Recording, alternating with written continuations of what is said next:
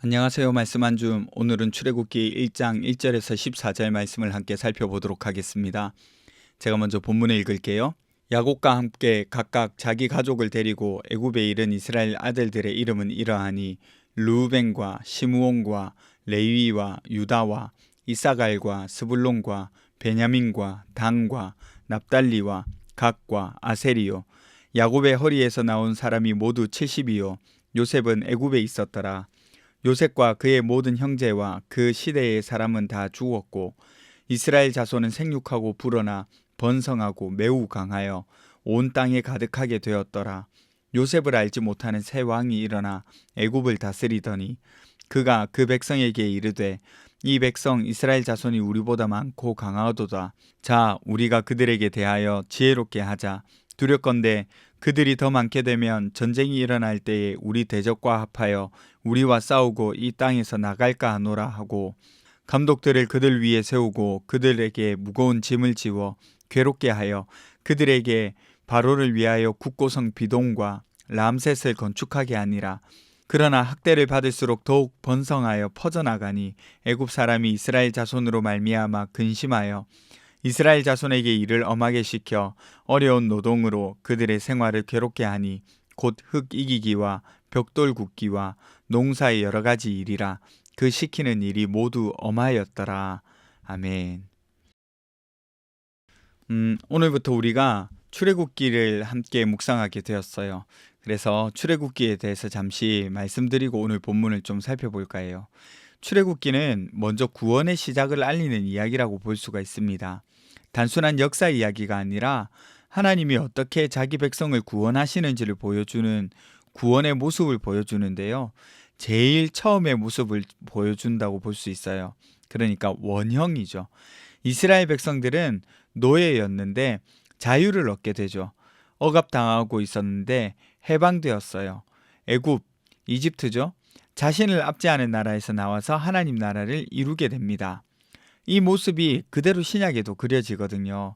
죄의 권세에서 해방되고 탈출시키는 은혜가 있잖아요. 그래서 출애굽에 있었던 놀라운 일은 단순한 신화 혹은 역사가 아니라 복음의 모습이 담겨 있는 그림자예요. 그래서 하나님이 자기 백성을 구원시킨다? 그러면 그 모습을 어떻게 표현하냐면 바다를 가르신 하나님, 이런 식으로 표현을 하거든요. 이런 이야기들이 전부 다 출애굽기에 기록되어 있습니다. 또 생각해 볼 것은 요한복음을 살펴보면서 언급한 적이 있는데 하나님이 자신을 나타내신 책입니다. 이걸 자기 계시라고 하거든요. 그래서 출애굽기를 읽으면서 우리가 꼭 해야 하는 질문 중에 하나는 하나님이 어떤 분이신가를 꼭 질문해야 돼요. 이 질문을 꼭 하면서 읽어야 됩니다. 여러분, 출애굽기에 나타난 하나님은 어떤 하나님이세요? 능력이 있는 분이시죠. 10가지 재앙으로 우상들을 물리치시기도 하고 홍해를 가르시는 능력이 있는 분이시잖아요. 전지전능하신 하나님이십니다. 또 하나님은 약속의 하나님이시죠. 특별히 약속을 기억하시는 하나님이세요. 창세기에 있었던 그 말씀을 출애굽기를 통해서 이루고 계시는 것을 보여주고 있거든요.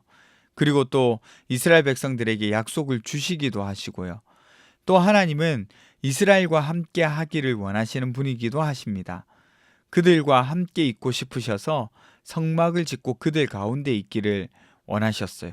그렇기 때문에 그들이 하나님께 나오는 방법도 알려주시죠. 하나님이 이스라엘 백성들 괴롭히려고 그렇게 제사하는 방법들, 성막에 나오는 방법들을 알려주신 것 아니에요. 하나님이 그들과 함께 있고 그들이 하나님을 언제든지 만나러 올 수 있도록 하기 위한 하나님의 은혜인 거죠. 그리고 하나님은 스스로 있는 분이십니다. 요한복음에 나왔던 에고 에이미, 누군가에 의해서 창조되거나 만들어진 분이 아니라 원래부터 계셨고 그분 스스로 계신 분인 거죠.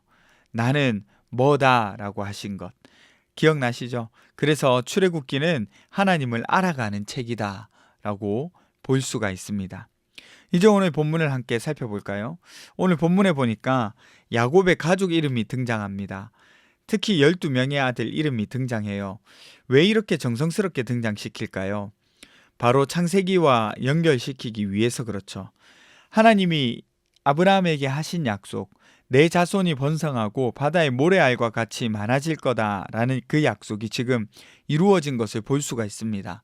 생육하고 불어나서 번성하고 매우 강하여졌다, 이렇게 기록하고 있잖아요. 그러니까 약속대로 생육하고 번성해서 강해졌다는 거예요. 이스라엘은 지금 애굽에 있습니다. 이방 땅입니다. 그런데도 하나님 약속은 멈추지 않았다는 것을 알려주는 겁니다. 세월이 흘러서 약속을 알지 못하는 새 왕이 등장해요. 그래서 이스라엘 백성을 잘 몰라요. 요셉을 알지 못하는 왕이다, 이렇게 말하지만 사실은 요셉을 알지 못했다는 것에 중점이 있는 것이 아니라 하나님의 역사와 단절이 된 그런 사람이다 라는 것을 보여주는 거기도 합니다. 하나님 나라에 대한 단절을 말하는 거예요. 그래서 이스라엘 백성들을 어떻게 보고 있나요?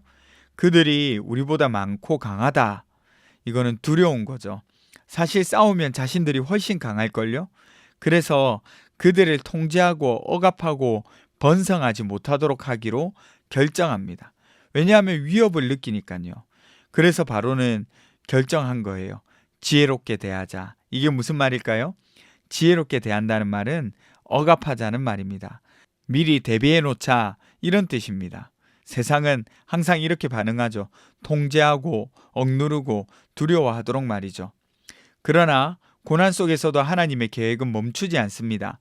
강제 노동을 하고 고통 가운데 있고 혹독한 삶이 이어져서 백성들이 힘들죠.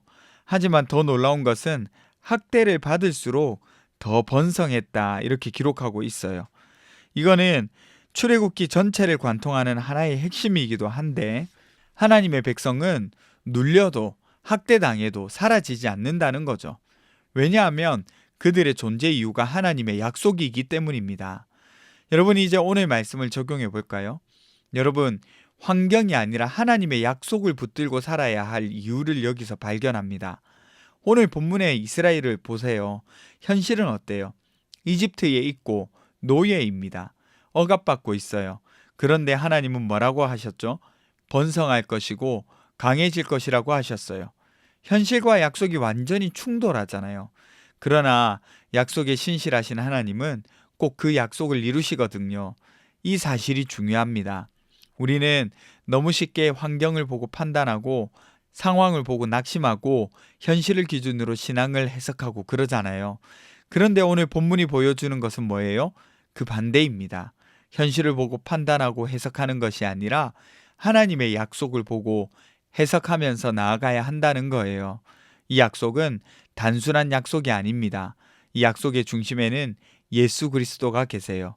죄에서 해방시키시고 하나님의 자녀가 된 것, 하나님이 함께 하시는 것, 이 모든 것이 이미 이루어진 사실이라는 거죠. 그래서 우리는 여전히 애굽 같은 현실에 살지만 이미 출애굽한 사람처럼 살아갈 수 있는 겁니다. 여전히 문제는 있고 여전히 어려움은 있지만 우리는 더 이상 노예가 아닌 하나님의 백성인 거죠. 그러니 여러분, 오늘 하루 환경을 기준으로 삼아서 살지 말고 하나님의 약속을 기준으로 삼아서 살아갈 수 있었으면 좋겠습니다. 그래서 이미 이루어진 구원을 붙들고 이미 자유를 얻은 사람처럼 우리가 살아가는 거예요. 그게 바로 약속을 붙들고 살아가는 삶이죠. 우리 함께 기도합시다. 첫 번째는요, 하나님의 약속을 붙들며 살아갈 수 있도록 해주세요. 두 번째는 죄의 종이 아니라 구원받은 사람답게 살 수 있도록 도와주세요. 우리 함께 기도하며 나가도록 하겠습니다.